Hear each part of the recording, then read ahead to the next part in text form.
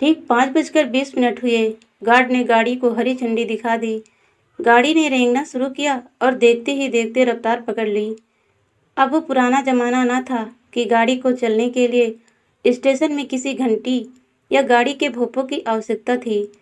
वैसे भी तो यह दुरंतो एक्सप्रेस थी और स्टेशन भी देश के बड़े शहर मुंबई का बड़ा CSMT रेलवे स्टेशन। गाड़ी के चलते ही उन दोनों लड़कियों ने चैन की सांस ली। दोनों बर्थ पर चुपचाप बैठी थी। ऐसा लगता था कुछ सोच रही हो। मैथिली का कुछ बोलने का मूड ना था और जूली दोनों के अतीत के बारे में सोच रही थी। उसकी आंखों के सामने पिछले 10 साल घूमने लगे और दिमाग भी उन्हीं के बारे में सोचने लगा। आज ही के दिन वो दोनों, जो एक ही स्कूल के एक ही कक्षा की छात्रा थी, छोटे से शहर रायपुर से निकल पड़ी थी। फर्क सिर्फ इतना था, तब वो एक साधारण गाड़ी थी और सफ़र किसी साधारण क्लास का। दोनों में कुछ बनने की चाहत और गरीबी के चक्रव्यूह से निकलने का जुनून। अपनी मजबूरियों को पीछे छोड़कर आगे निकल जाने की उन्होंने ठानी थी और उसके लिए साहस जुटाया था। मैथिली के पिता का देहांत हो गया था।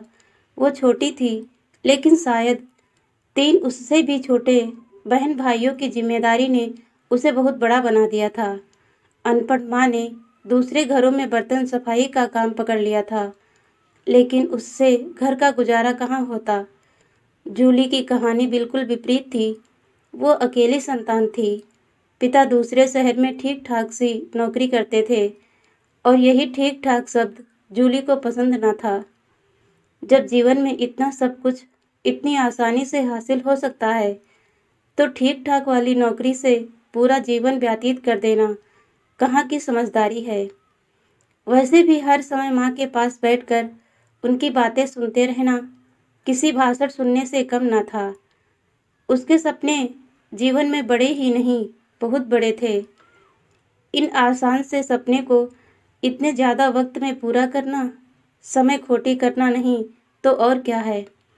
यही उसके घर से भागने की मजबूरी थी।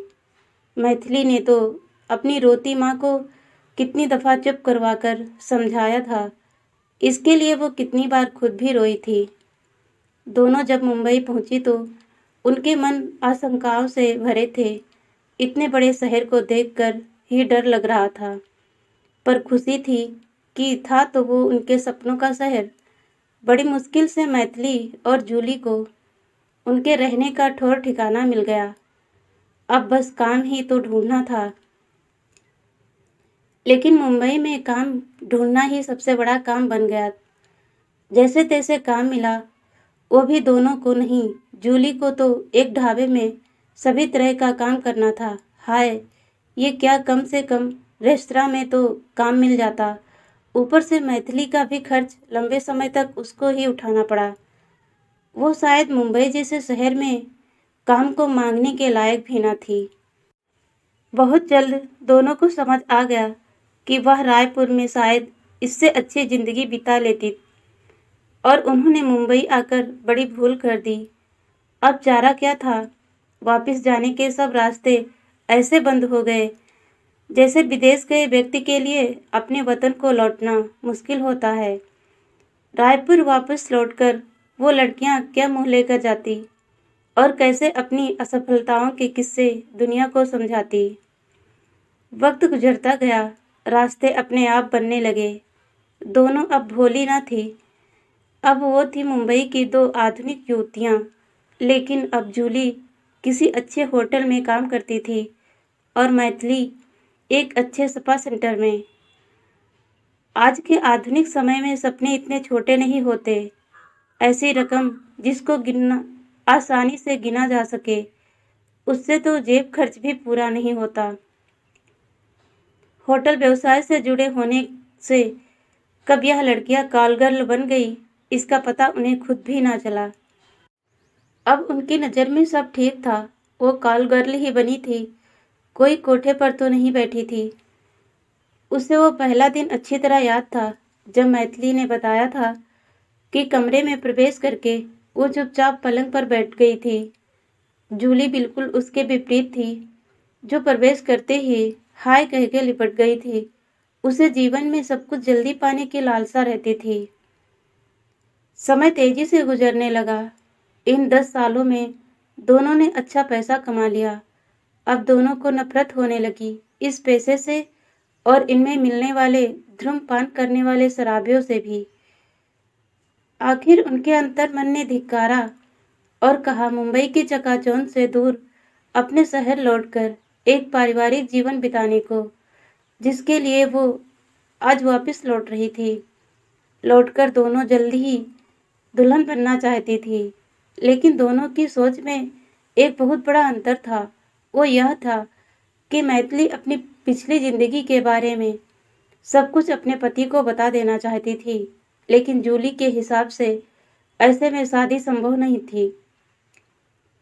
ऐसा ही हुआ, जूली की शादी हो गई और कोई लड़का मैथिली से यह सब जानकर शादी के लिए राजी न हुआ। लेकिन 3-4 महीने में ही जूली के पति और ससुराल वालों को उनकी बीती जिंदगी के बारे में सब पता लग गया और 6 महीने में उसे पति का घर छोड़ना पड़ा, क्योंकि 8 महीने बाद दोनों को अपनी पुरानी जिंदगी को आगे बढ़ाने के लिए फिर मुंबई का रुख करना पड़ा।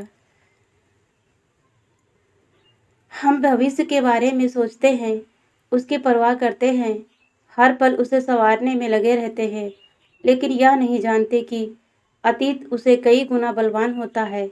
हमारे अतीत को हम छुपा नहीं सकते, वो कभी भी हमारे सामने खड़ा होता है और हमारे वर्तमान को ललकारने लगता है।